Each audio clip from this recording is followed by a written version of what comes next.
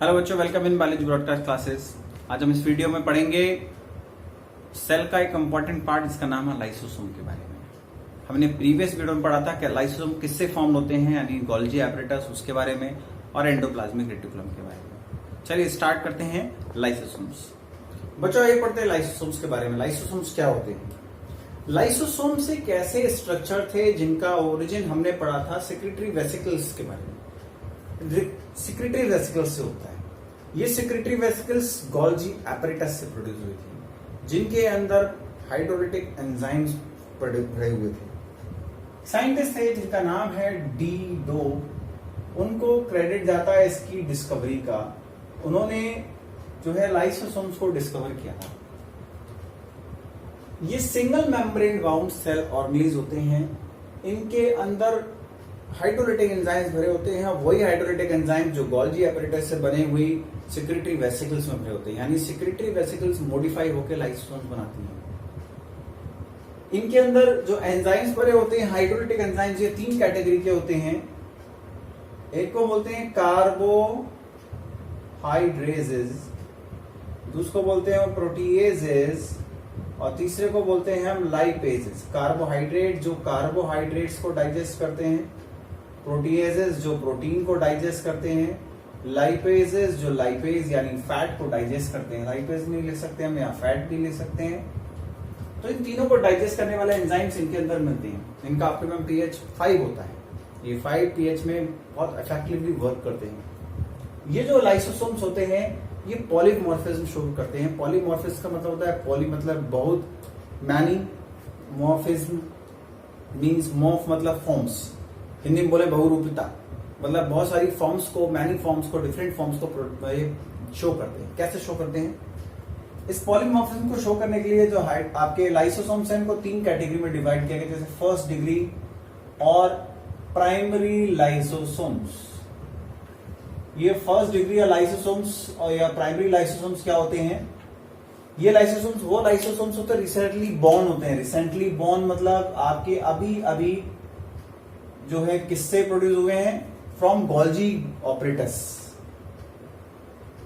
Golgi apparatus से अभी अभी प्रोड्यूस हुए एंजाइम्स को, लाइसोसोम्स को हम बोलते हैं फर्स्ट डिग्री या प्राइमरी लाइसोसोम्स। ये प्राइमरी लाइसोसोम्स होते हैं, इनके अंदर केवल एंजाइम्स भरे होते हैं और कुछ नहीं होता। ओनली एंजाइम्स, केवल एंजाइम्स भरे होंगे हाइड्रोलिटिक एंजाइम्स के अंदर। इसे फर्स्ट डिग्री या प्राइमरी लाइसोसोम्स कहते हैं। नेक्स्ट होते हैं सेकेंड डिग्री और सेकेंडरी लाइसोसोम्स। ये लाइसोसोम्स मैंने आपको पहले बताया जनरली एनिमल सेल में मिलेंगे, प्लांट सेल्स में एब्सेंट होते हैं, क्योंकि प्लांट सेल में इनका कोई काम ही नहीं होता। प्लांट सेल में जो फूड बनता है वो ऑलरेडी डाइजेस्टेड या सिंपलेस्ट फॉर्म में बनता है, जबकि एनिमल सेल जैसे अमीबा है, पैरामीशिया में ये फूड को लेते हैं तो उनकी बॉडी में कोई डाइजेस्टिव सिस्टम नहीं होता है, कोई एलिमेंट्री कैनाल नहीं होती। तो ये लाइसोसोम्स ही रेस्पॉन्सिबल होते हैं उस फूड को डाइजेस्ट करने के लिए। तो सेकेंडरी लाइसोसोम्स क्या होते हैं? जो लाइसोसोम थे जनरली लाइसोसोम के अंदर अगर हाइड्रोलिटिक एंजाइम्स भरे हुए हैं उनको बोलेंगे प्राइमरी लाइसोसोम्स। अगर इन लाइसोसोम्स के अंदर एंजाइम्स के साथ साथ कुछ फूड पार्टिकल्स भी भरे होते हैं एंड फूड, तो उसको बोलेंगे हम सेकेंडरी लाइसोसोम्स। यानी ये लाइसोसोम, इसके अंदर एंजाइम्स भी हो गए और ये फूड भी हो गया, ये फूड पार्टिकल भी है या फूड वैक्यूल कह लीजिए आप, तो उनको हम बोलते हैं क्या? सेकेंडरी लाइसोसोम्स या सेकेंड डिग्री लाइसोसोम्स। और उसके बाद जो आपके थर्ड डिग्री या थर्ड लाइसोसोम्स आते हैं वो कौन से होते हैं? जिनको हम टर्शरी लाइसोसोम्स या एक्सक्रीटरी लाइसोसोम्स या मैच्योर लाइसोसोम्स या वेस्ट लाइसोसोम्स भी कहते हैं। ये इनके नाम है। इसमें क्या होता है? इन लाइसोसोम्स के अंदर एंजाइम्स तो होते ही होते हैं, क्योंकि एंजाइम्स डाइजेशन करने के बाद एज इट इज बन जाते हैं, डाइजेस्ट नहीं होते हैं। प्लस एक्सक्रीटरी मटेरियल या डाइजेस्टेड वेस्ट प्रेजेंट होता है, या हम बोल सकते हैं डाइजेस्टेड फूड मटेरियल के साथ साथ अनडाइजेस्टेड फूड मटेरियल प्रेजेंट होता है। Excretory waste plus digested and undigested food material. तो जो डाइजेस्टेड फूड मटेरियल होता है वो तो एब्जॉर्ब कर लिया जाता है साइटोप्लाज्म के थ्रू, एब्जॉर्ब बाय साइटोप्लाज्म के थ्रू, ऑस्मोसिस प्रोसेस के थ्रू एब्जॉर्ब कर लिया जाता है। जबकि एंजाइम्स बचे हुए उनको और रेस्ट्रिक्टिव मटेरियल को बॉडी के बाहर और अनरेस्ट्रिक्टेड फूड मटेरियल को बॉडी से बाहर रिमूव कराना होता है। यानी ये जो आपके लाइसोसोम्स हैं, इस लाइसोसोम्स में फूड जो होगा वो क्या होगा, एक्सक्रीटरी वेस्ट में या अनडाइजेस्टेड फूड मटेरियल में कन्वर्ट हो जाता है, जिसको बॉडी से बाहर रिलीज करा दिया जाता है, सेल से बाहर रिलीज करा दिया जाता है। तो ये 3 डिग्रीज ऑफ या 3 फॉर्म्स ऑफ लाइसोसोम्स मिली, जिन्हें हम जिसकी वजह से लाइसोसोम्स से बोलते हैं, इनमें पॉलीमॉर्फिज्म मिलती है। अब लाइसोसोम्स में फंक्शन क्या होते हैं? लाइसोसोम्स के फंक्शन होता है 2, एक इंट्रासेलुलर डाइजेशन में, एक extra cellular digestion. Intracellular digestion मतलब सेल के अंदर का डाइजेशन, कैसे कैसे डाइजेशन करते हैं, इनसाइड सेल होने वाला डाइजेशन है, इसलिए हम इसको इंट्रासेलुलर डाइजेशन कहते हैं। अब ये जो डाइजेशन होता है, पहले होता है ऑटोफैगी, दूसरा होता है हेट्रोफैगी। ऑटोफैगी मतलब सेल के अंदर मिलने वाले कुछ ओल्ड सेल ऑर्गेनलीज का डाइजेशन ऑफ ओल्ड और मैच्योर सेल ऑर्गेनलीज।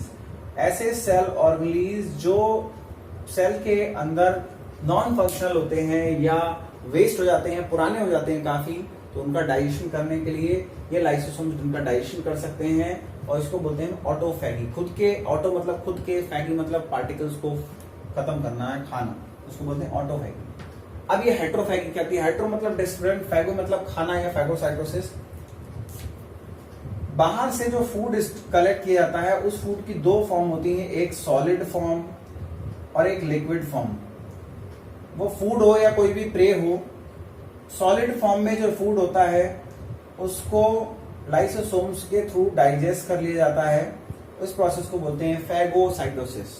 कोई भी फूड आया सेल के अंदर, फूड वैक्यूल बना ली उसमें, और इस फूड वैक्यूल के अंदर लाइसोसोम्स के एंजाइम्स पहुंच गए और उस फूड को डाइजेस्ट कर दिया। सॉलिड पार्टिकल से तब भी, लिक्विड पार्टिकल से तब भी।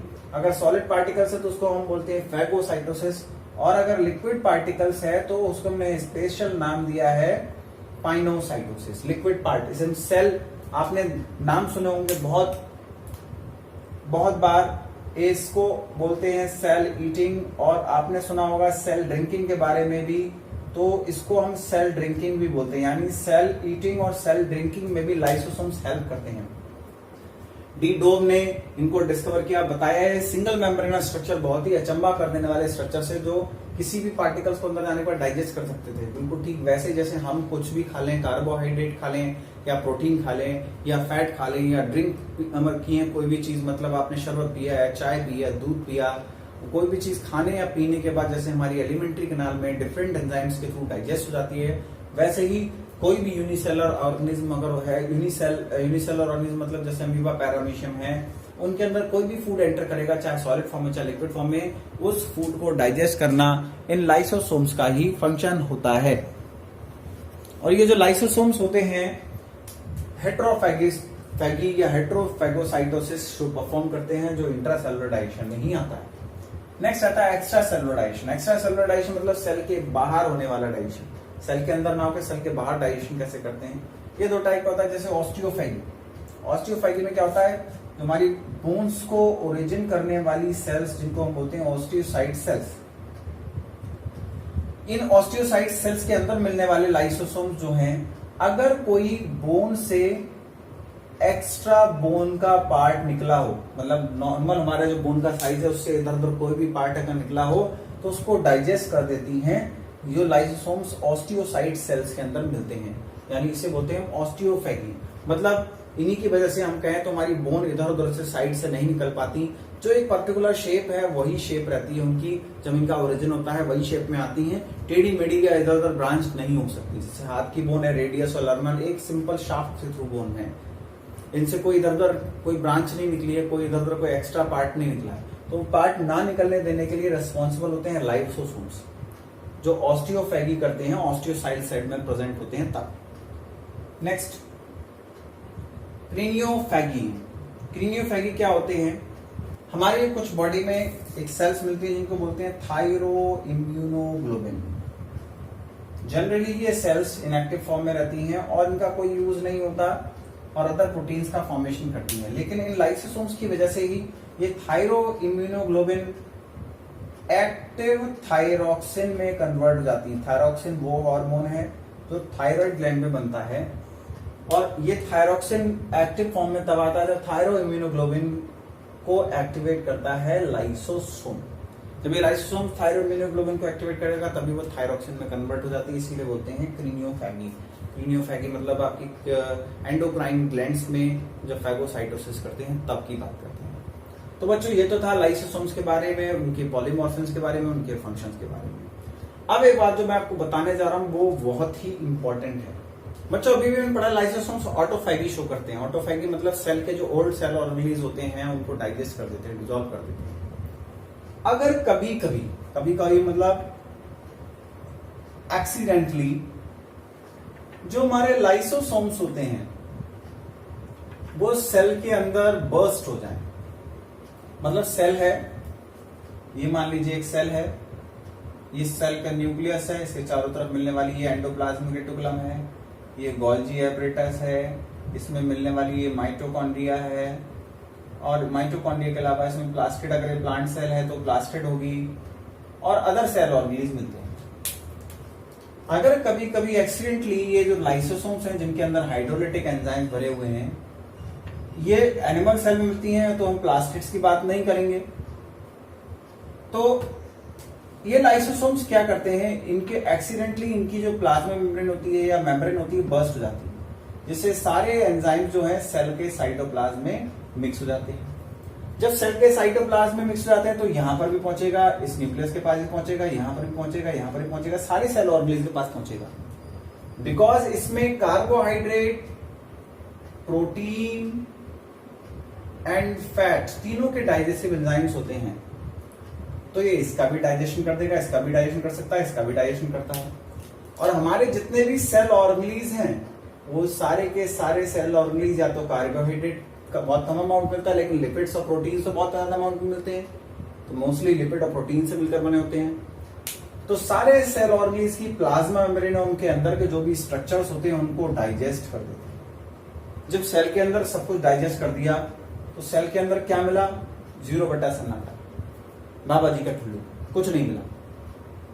जब कुछ नहीं मिला तो उसको क्या होगा, सेल की, इसे हम सेल की सुसाइड कहते हैं, डेथ नहीं बोलेंगे, सुसाइड बोलेंगे, क्योंकि सेल के खुद के जो आपके लाइसोसोम्स हैं उनसे ऐसा हुआ है, तो सुसाइड ऑफ द सेल कहते हैं। और इन लाइसोसोम्स को हम क्या कहते हैं उस टाइम, सुसाइडल बैग्स कहते हैं, क्योंकि इनकी वजह से सेल की सुसाइड हुई है। सेल के खुद के सेल ऑर्गेनेल्स खुद की वजह से अंदर ही अंदर खत्म हो गए, किसी भी एक्सटर्नल फैक्टर की वजह से नहीं हुए, इसलिए उसको हम क्या कहते हैं, सुसाइडल बैग्स।